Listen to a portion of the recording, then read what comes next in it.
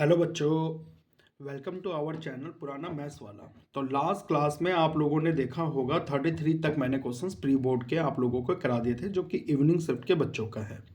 तो आज हम 34 क्वेश्चन करने जा रहे हैं। ये आपका ट्रिग्नोमेट्री से बिलोंग करता है। ट्रिग्नोमेट्री का पहला जो क्वेश्चन है आपका, उसमें थोड़ा सा आपको मेथड याद होने चाहिए और थोड़ा आपको प्रैक्टिस बहुत ज़्यादा होनी जरूरी है। ट्रिग्नोमेट्री एक नेक्स्ट लेवल का चैप्टर है। तो जिन बच्चों को आगे जाके कॉमर्स या साइंस लेना है विद मैथ्स, तो खास तौर से वो ट्रिग्नोमेट्री में बहुत ज़्यादा ध्यान दें, क्योंकि 11th और 12th में जाने का ट्रिग्नोमेट्री का लेवल बहुत ज़्यादा हाई हो जाता है। तो लेट्स स्टार्ट, टाइम को वेस्ट ना करते हुए क्वेश्चन नंबर 34।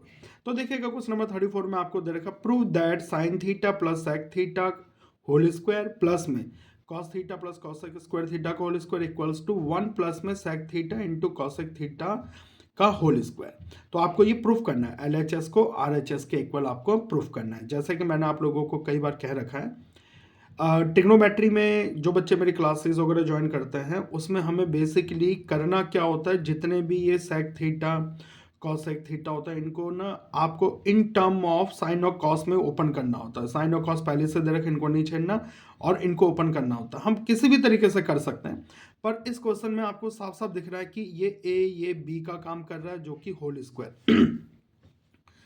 अगर मैं सेक को ओपन करता हूँ 1 अपॉन में कॉस, तो उसमें फिर क्या होगा, फ्रैक्शन में वैल्यू आएगी। फिर उसका ए प्लस बी होल स्क्वायर का मेथड जब हम बनाएंगे तो उसमें थोड़ा सा दिक्कत आ सकता है। तो पहले क्यों ना हम इस एलएचएस में A plus B whole square plus में ए प्लस में बी होल स्क्वायर का मेथड अप्लाई करें और क्वेश्चन को आगे देखें कि ये आगे क्या कंसिस्टेंसी बना रहा है। तो लेट्स स्टार्ट। तो देखिएगा, जैसे कि क्वेश्चन था आपके पास, मैंने रेड कलर से लिख दिया है, ठीक है जी।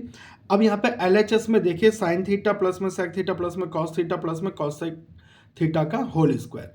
जैसे कि आपने देखा कि यहाँ पे साइन प्लस में सेक थीटा का होल स्क्वायर, जो इसमें मैं ए प्लस बी होल स्क्वायर का मेथड अप्लाई करने जा रहा हूँ, जो कि मेथड होता है A plus B whole square का, वो होता है ए स्क्वायर प्लस में बी स्क्वायर प्लस में 2ab। ज़्यादातर बच्चों को मेथड बहुत अच्छे से याद होता है, सबसे पहले मेथड है पॉलिनोमियल का। तो अब आगे बढ़ते हैं हम, इसमें A square plus B square plus 2ab, A square plus B square plus 2ab, ये ए का वर्क कर रहा है, ये बी का वर्क कर रहा है। एग्जैक्टली यहाँ पे थोड़ी जगह कम थी, मैंने काट दिया। कॉस थीटा प्लस में कॉसेक थीटा का जो होल स्क्वायर है, इसको भी हम इसी तरीके से करेंगे बेटा। ये ए का काम कर रहा है और ये कॉसेक थीटा आपका बी का काम कर रहा है। तो A square plus B square plus 2ab। तो खास तौर से ध्यान देना सारे बच्चे कि यहाँ पर इसको ओपन करने पे ये आ गया और इसको ओपन करने पे ये आ गया। तो हम क्या करते हैं, इनके ब्रैकेट को ओपन करते हैं। देखो, साइन थीटा और कॉस थीटा को मैं एक साथ लिख सकता हूँ, ठीक है जी। बीच में प्लस साइन के, भाई इनके बीच में प्लस था ना, तो ये प्लस यहाँ जगह नहीं थी इसलिए, ठीक है। अब आगे देखिए, अब मैं क्या कर रहा हूँ, यहाँ पर साइन स्क्वायर थीटा और कॉस स्क्वायर थीटा को मैं एक साथ लिख देता हूँ। अब बाकी इन सबको एक साथ, ठीक है। Sec square theta sec square theta, cosec square theta cosec square theta, 2 sine theta sec theta 2 cos theta cosec theta, उनको मैंने यहाँ पे 1 बाय 1 लिख दिया। एज यूजुअल हमें पता है कि sign square theta plus cos square theta 1 के इक्वल होता है। ज्यादातर बच्चों का यही वेट होता है कि कहाँ पर sine square theta cos square theta आ जाए और उसकी जगह हम 1 पुट कर दें। तो जैसा कि यहाँ पे sine square theta plus cos square theta, इसकी जगह मैंने यहाँ पर क्या पुट कर दिया, 1 पुट कर दिया। और बाकी के रेस्ट वैल्यूज मैंने यहाँ पे एज इट इज लिख दिया, सेक थीटा कॉसेक थीटा। अब मेरे पास यहाँ पर साइन थीटा था, मैंने उसको 1 अपॉन में कॉसेक लिखा और sec theta as it is. और यहाँ पे कॉस थीटा था, मैंने उसको 1 अपॉन में सेक थीटा लिख दिया, क्योंकि आप लोगों को रिवर्स मेथड पता होगा।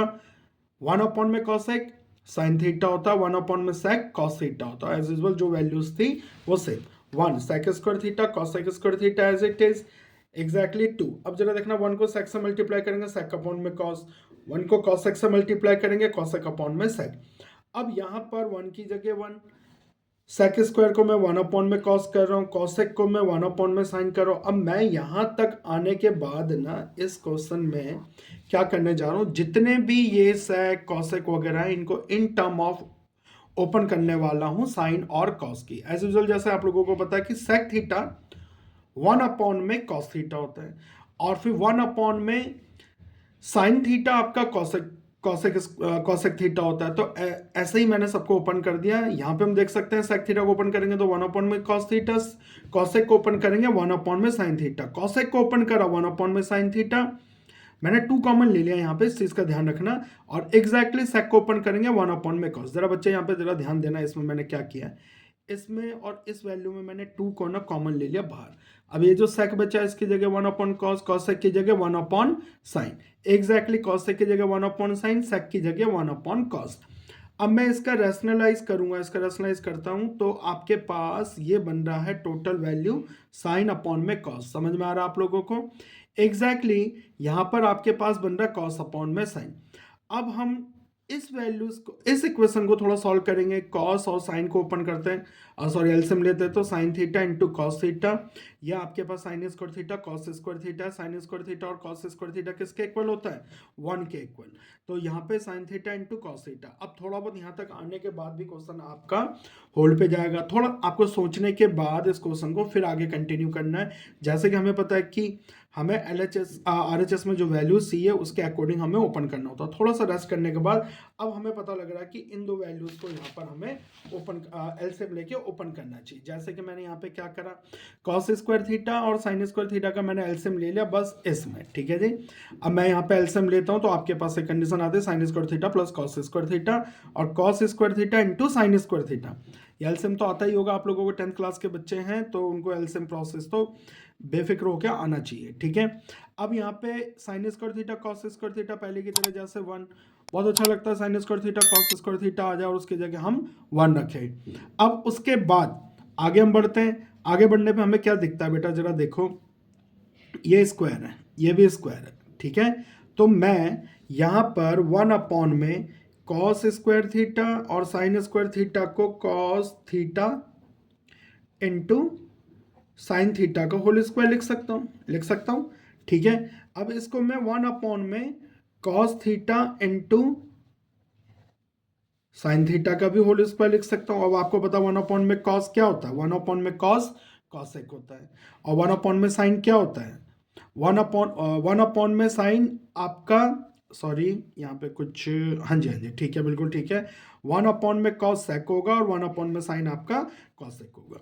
तो मैंने क्या करा, इस पूरे का होल स्क्वायर। आई होप ये आप लोगों को समझ में आ गया होगा। अब आगे 2 कॉसेक थीटा और sec theta as it is. अब हम क्या देखते हैं बेटा, देखो ये ए स्क्वायर, ये पूरा बी स्क्वायर और ये प्लस में 2, ठीक है, ए जो कि 1 है और बी जो कि आपके पास है। तो आपके पास एक साफ सुथरा सा मेथड बन रहा है A plus B whole square का मेथड, जो कि होता है A square plus B square plus 2ab। तो ये ए का काम कर रहा है, ये बी का काम कर रहा है। तो एग्जैक्टली जैसे ही हम इसमें अप्लाई करते हैं ए प्लस बी होल स्क्वायर, यही आपको RHS साइड में भी प्रूफ करना था। जैसे कि आप देख सकते हो 1 प्लस में सेक थीटा और कॉसेक थीटा का होल स्क्वायर, ठीक है बच्चों। अगले क्वेश्चन की तरफ बढ़ते हैं। अगला क्वेश्चन जो है आप लोगों का वो है थ्योरम। जैसे कि क्वेश्चन नंबर 33 में आप देखिए, state the proof that basic proportionally theorem. तो ये आपका बीपीटी है, तो बीपीटी आप खुद करेंगे, ठीक है। अब ये प्री बोर्ड का पेपर मैं करा रहा हूँ, इसमें थ्योरम वगैरह तो आपको पहले से ही करके रखना पड़ेगा। अब आगे बढ़ते हैं, नहीं तो मेरी एक खास एपिसोड या फिर मैंने बना रखा है इनके बारे में, थ्योरम के बारे में, आप वो मेरा वीडियो जाकर देख सकते हैं। क्वेश्चन नंबर 32 की अगर हम बात करें, क्वेश्चन नंबर 32 में आपके पास है 3x माइनस में 4y प्लस में 3 इक्वल्स टू 0, ये 1। क्वेश्चन नंबर 32 थोड़ा सा मैं रीड कर दूं। क्वेश्चन नंबर 32 में आपसे कह रहा है solve graphically the pair of linear equation, find the coordinate of the vertexes of triangular region form by this line and X axis. मैं बहुत अच्छे से इस क्वेश्चन को समझाऊंगा और बड़ा ही अच्छा क्वेश्चन आ रखा है, इजी भी है, स्टैंडर्ड में आई थिंक सो सबसे इजी क्वेश्चन ये आपका है, ठीक है। तो बच्चों जरा देखना, पहली इक्वेशन ये थी, दूसरी इक्वेशन ये है। तो हम सबसे पहले फर्स्ट इक्वेशन को लेके चलेंगे, इन इक्वेशन फर्स्ट में हम देखते हैं 3x माइनस 4y प्लस में 3 इक्वल्स टू 0 है। तो इसमें हम देखते हैं 3x माइनस में 4y, माइनस के 4y को अगर मैं उधर लेके जाऊंगा प्लस का हो जाएगा, प्लस का 3 उधर जाके किसका हो जाएगा बेटा, आपका माइनस का। एग्जैक्टली आगे बढ़ते हैं। तो जैसे ही 3 अपॉन में आ गया, ये आपने एक बैलेंस कर दिया इक्वेशन को, किसी भी एक वेरिएबल को आपको सेपरेट करना है। यहाँ पे हमने x को सेपरेट कर दिया।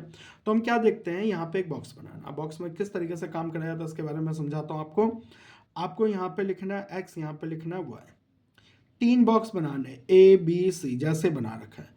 अब क्या है बेटा, जो सेपरेट किया है हमने, y को सेपरेट कर रखा है, तो इस y की जगह वैल्यू रखना। कई बच्चे x की जगह वैल्यू रख देते हैं, नहीं, y की जगह रखना है। y की जगह हमने रखा 0। जरा समझना है, यहाँ पे थोड़ी सी बेसिक कैलकुलेशन है। y की जगह अगर 0 रखता हूँ, 4 को 0 से मल्टीप्लाई कर दूंगा 0, माइनस का 3 बचा। -3 को अगर मैं 3 से डिवाइड करूंगा we will be get -1। Exactly y की जगह हमने वैल्यू रख दिया 3, 4 3 ज़ा 12, 12 में से 3 माइनस कर देंगे 9 बचेगा, 9 को अगर 3 से डिवाइड करेंगे 3। एग्जैक्टली अगर हम 7 में y की जगह अगर 6 रख देते हैं तो आपके पास यहाँ पे 24 बचा। 24 में से 3 को माइनस करेंगे 21, और 3 के टेबल में 21 आता है 7 पे। समझ में आ गया होगा आप लोगों को। अब आगे बढ़ते हैं इक्वेशन सेकंड के लिए। जैसे हम इक्वेशन सेकंड के लिए आते हैं तो सेम रूल, कोई चेंज नहीं है जैसे हमने फर्स्ट इक्वेशन के लिए करा था। 3x प्लस में 4y माइनस में 21, थोड़ा सा देख लेना बेटा, ये 4y है माइनस में 21 इक्वल्स टू 0। तो मैं 4y को उधर ले जाता हूँ, 21 को उधर ले जाता हूँ तो साइन चेंज हो जाएगा। x यहीं पे रहने देंगे, 3 को मैं अपॉन में लेके आऊंगा तो मेरे पास एक और बॉक्स बनेगा एक्स वाई। हमने वहाँ पे ए बी सी तक कर दिया था, अब हमें डी ई और एफ लेना है। तो y की जगह हम वैल्यू रखेंगे 0, 4 को 0 से मल्टीप्लाई करेंगे 0, 21 बचा। 3 से अगर हम 21 को डिवाइड करेंगे 7। एग्जैक्टली y की जगह वैल्यू रखनी है आपको, किसकी जगह वैल्यू रखनी है? y की जगह जैसे हमने 3 रखा तो यहाँ पे आप देखते हो 21 में से अगर मैं 12 माइनस कर देता हूँ, 21 में से अगर मैं 12 माइनस कर देता हूँ तो आपके पास बचता है 9। ठीक है, अब 9 को मैं 3 से डिवाइड करूँ 3, एग्जैक्टली y की जगह 7। ठीक है, कितना बचा आपके पास? y की जगह 7 रखेंगे तो 28 में से 21 माइनस कर देंगे तो आपके पास बचेगा 9, सॉरी 28 में से अगर आप थोड़ा सा यहाँ पे वेट करना। तो जैसे कि लास्ट क्वेश्चन में आपके पास यहाँ पे थोड़ा सा मिस्टेक हो गया था, आपको जरा देखना है यहाँ पर y की जगह एक्चुअल में मुझे रखना है 6। ठीक है, तो ये 24 हो जाएगा माइनस का, और 24 में से 21 को माइनस कर दिया माइनस का 3, -3 को 3 से डिवाइड करता है -1। तो अब आपको ग्राफ में देखना बच्चों, यहाँ पर ग्राफ में किस तरीके से आपको इसको सॉल्व। तो हाँ जी बच्चों जरा देखना, आपके पास a जो था वो था -1 और 0, ये पॉइंट होगा -1 और 0। एग्जैक्टली b जो है आपके पास 3x का था और y का भी 3, तो b ये रहा आपका, और c आपके पास 7 और 6 था तो c आपके पास ये रहा।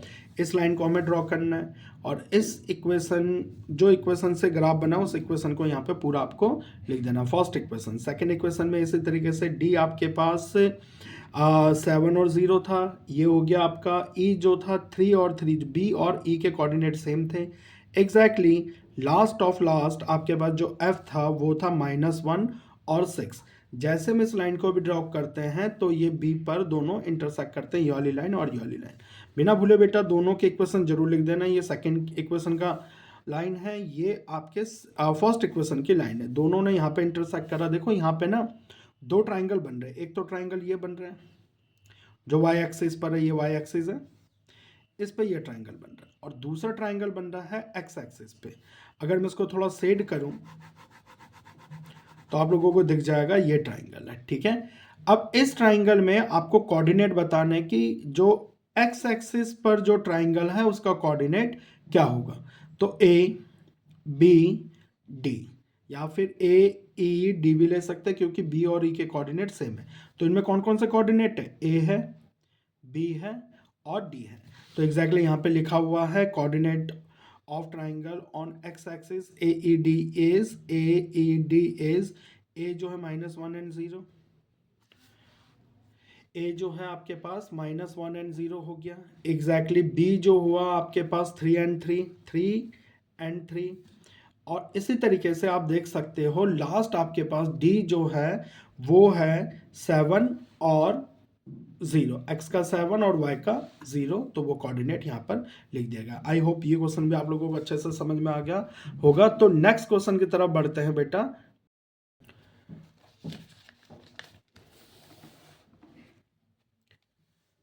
हेलो बच्चों, पुराना मैथ्स वाला में आपका वेलकम है। तो नेक्स्ट क्वेश्चन जो था आपका वो था 31। जैसे कि आप लोगों को पता है कि हम रिवर्स क्वेश्चन कर रहे हैं, सबसे लास्ट 38 से हम बैक कर रहे हैं। तो उसमें 31st क्वेश्चन जो है आपके पास कोऑर्डिनेट ज्योमेट्री से रिलेटेड क्वेश्चन है। इसमें a और b आपको दे रखा है। ये कह रहा है if a and b are 2 point then find the coordinate of p such that AP 3/7 AB। जैसे ही क्वेश्चन आपके सामने है तो इसी को ही हम आगे कंटिन्यू करते हैं। तो बच्चे ज़रा देखना, यहाँ पे सबसे पहले एक लाइन ड्रॉ करनी है आपको ए और बी। ए का जो कोऑर्डिनेट है आपको दे रखा है, बी का कोऑर्डिनेट आपको दे रखा है, पी इनमें कोई एक पॉइंट है उसके कोऑर्डिनेट नहीं है, उसको हमें निकालना है। जैसे कि आपको पता है कि फर्स्ट नंबर पे जो होता है उसे हम एक्स एक्सिस कहते हैं, और जो सेकंड नंबर पे होता है जो वो आपका वाई एक्सिस होता है। ठीक है, तो एक्चुअल में ए पी अपॉन में पी बी अगर हम करें तो ये होना चाहिए इनका रेशियो, जो कि m1 और m2 होता है। सेक्शन फार्मूला से रिलेटेड क्वेश्चन नहीं आपका। तो AP का डिस्टेंस और PB की लेंथ आपको पता होनी चाहिए, AP और PB की। पर यहाँ पे क्या बाय मिस्टेक है? बाय मिस्टेक नहीं, बुक का क्वेश्चन है, काफ़ी इजी और अच्छा क्वेश्चन है। AP इक्वल्स टू दे रखा 3/7 AB। तो बेटा एक बात बताओ, ये AB जो है 3/7 के मल्टीपल में, तो उसको हम अपॉन में ले आते हैं। तो यहाँ पे हमें पता लग गया कि AP 3 है पर AB हमें नहीं पता। AP 3 है, AB हमें नहीं पता। पर बेटा देखो ए बी में ना दो फैक्टर हैं, ए से लेके बी तक आने में दो फैक्टर है। AP प्लस PB करके AB बना होगा। तो इस AP की जगह तो मैंने 3 रख दिया। PB हमें नहीं पता कितना है, तो PB यहाँ से फाइनलाइज होगा। 3 प्लस में PB इक्वल्स टू 7, तो PB आपके पास कितना आ गया बेटा? 4। समझ में आ गया होगा आप लोगों को। तो हम एग्जैक्टली हमें चाहिए क्या? AP अपॉन में PB, क्योंकि सेक्शन फार्मूला में M1 और M2 की तो रिक्वायरमेंट होगी। तो AP अपॉन में PB हमने अभी अभी यहाँ से फाइंड आउट करा। AP अपॉन में PB, AP M1 होता है और PB आपके पास M2 जो कि 3/4 है। M1 कितना हो गया? 3, M2 कितना हो गया आपके पास? 4। ठीक, तो अब आगे हम बढ़ते हैं P के x के लिए, x कोऑर्डिनेट के लिए। उसका मेथड होगा सेक्शन फार्मूला से M1 इंटू में x2 प्लस में M2 इंटू में x1। अब आगे M1 प्लस में M2 अपॉन में। अब इसके बाद M1 की जगह हमने वैल्यू रख दी। M1 कितना आपके पास? 3। x2 देखिएगा, ये x1 है, ये आपके पास x2 है, ये आपके पास x2 है। तो अब आगे बढ़ते हैं क्वेश्चन में। तो यहाँ पर मेथड के रिक्वायरमेंट के अनुसार हम क्या करते हैं, x1 और x2 की वैल्यू रख देते हैं। M1 और M2 तो आपको यहाँ पर दे ही रखा है। ठीक है, एग्जैक्टली M1 और M2 3 और 4 था, इसको बैलेंस करा तो x की वैल्यू आ गई -2/7। तो नेक्स्ट जो पार्ट है आपका वो है 7 y में आपको क्या दे रखा है? मेथड के अकॉर्डिंग M1 इंटू में y2 प्लस में M2 इंटू में y1, M1 प्लस में M2। M1 आपको पता है, M2 आपको पता है, y2 और y1 आपको कोऑर्डिनेट में मिल जाएगा। ये आपके पास y1 होगा और ये आपके पास बेटा y2 होगा। y1 है -2, y2 है आपके पास -4।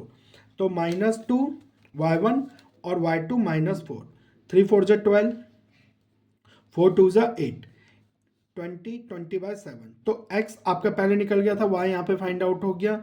तो p जो था आपके पास, p था x एंड y, x की जगह ये रख दिया और y की जगह ये। तो ये भी क्वेश्चन नंबर आपके पास जो 31 था, आज समझ में आ गया होगा आप लोगों को। आई होप ये क्वेश्चन बहुत अच्छे से आपको क्लियर हुआ होगा। तो नेक्स्ट क्वेश्चन की तरफ बढ़ेंगे नेक्स्ट वीडियो में। तो आज के लिए इतना ही।